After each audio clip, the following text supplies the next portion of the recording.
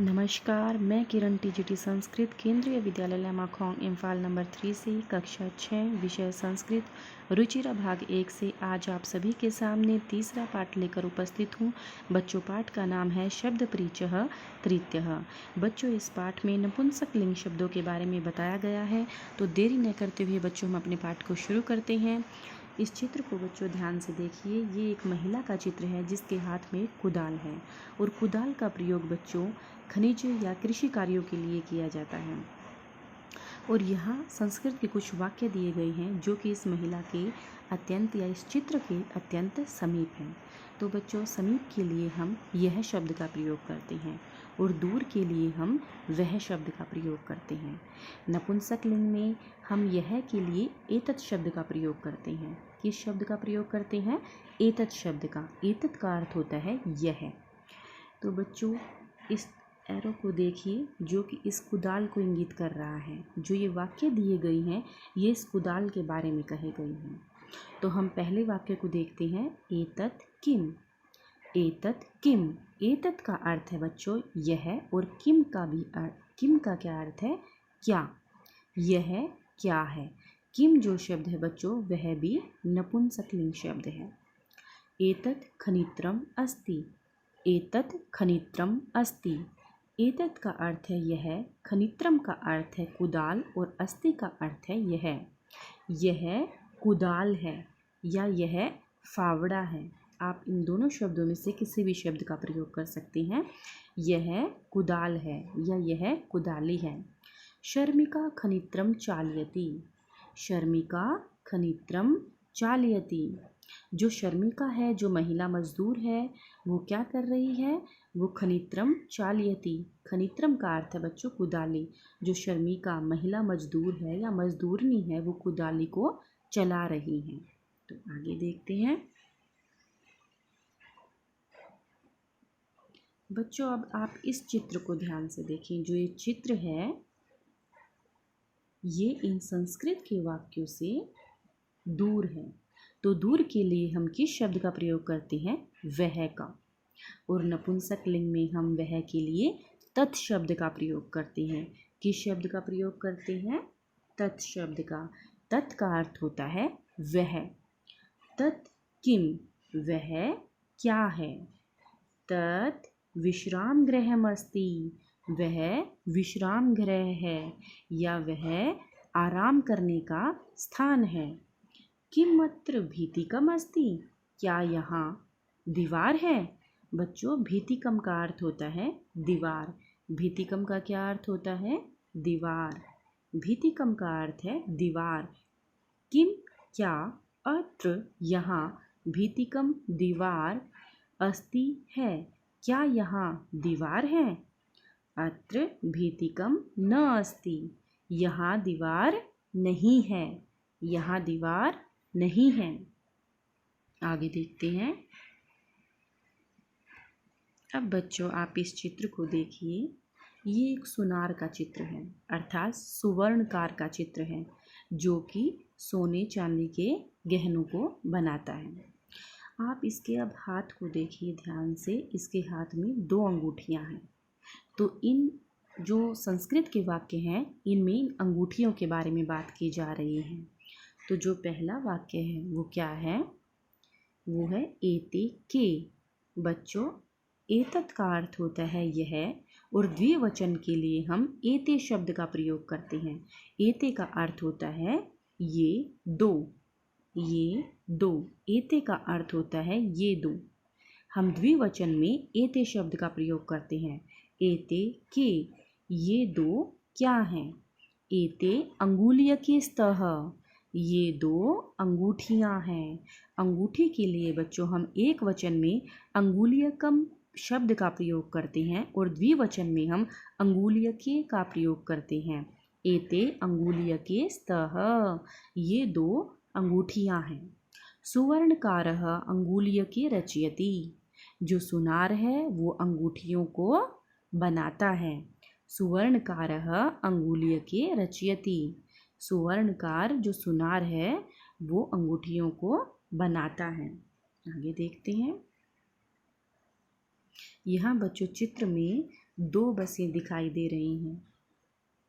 और जो ये चित्र है इन संस्कृत के वाक्यों से दूरी पर है। तो यहाँ पर जो पहला वाक्य है वो है ते के। तो ते के द्विवचन में हम वे दो के लिए ते शब्द का प्रयोग करते हैं। द्विवचन में हम ते शब्द के लिए वे दो का प्रयोग करते हैं। ते के वे दो क्या हैं? ते बस यानी स्तः, वे दो बसें हैं, वो दो बसें हैं। ते बस यानी कुत्र गच्छतः, कुत्र का अर्थ होता है कहाँ। वे दो बसें कहाँ जा रही हैं या कहाँ जाती हैं? ते बस यानी कुत्र गच्छतः, वे दो बसें कहाँ जाती हैं? ते रेल स्थानकम गच्छतः, वे दोनों स्टेशन पर जाती हैं या वे दोनों रेलवे स्टेशन पर जाती हैं। आगे देखते हैं।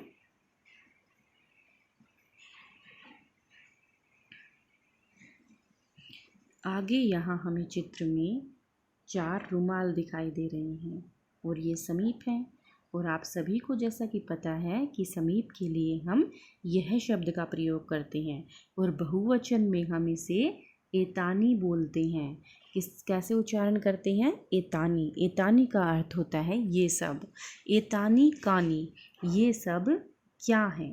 ये सब क्या हैं? एतानी करवस्त्राणि सन्ति, एतानी करवस्त्राणि सन्ति। करवस्त्राणि का अर्थ होता है बच्चों रुमाल। करवस्त्राणि का अर्थ होता है रुमाल।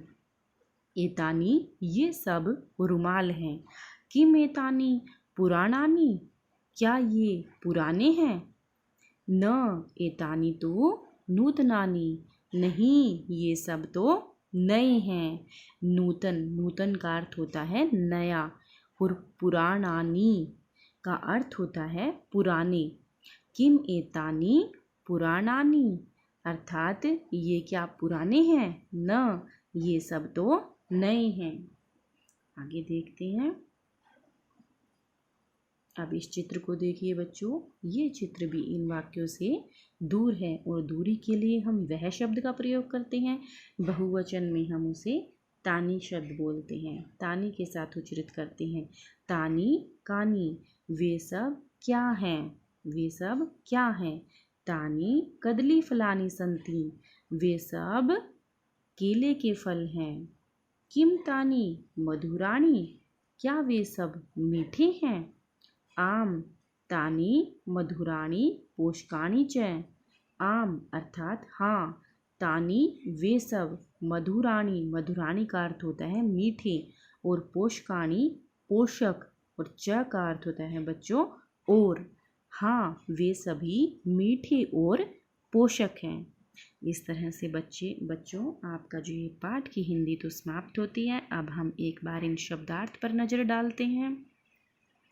पहला शब्द है एतत्, नपुंसकलिंग, यह, विश्राम गृह, विश्रामालय या आराम करने की जगह, रेस्ट हाउस। अत्र, यहाँ, भीतिकम, घेरा, दीवार, खनित्रम, कुदाल, शर्मिका, मजदूरनी, चालियती, चलाती है। आगे देखते हैं। एते, ये दोनों, बस यानी 2 बसें।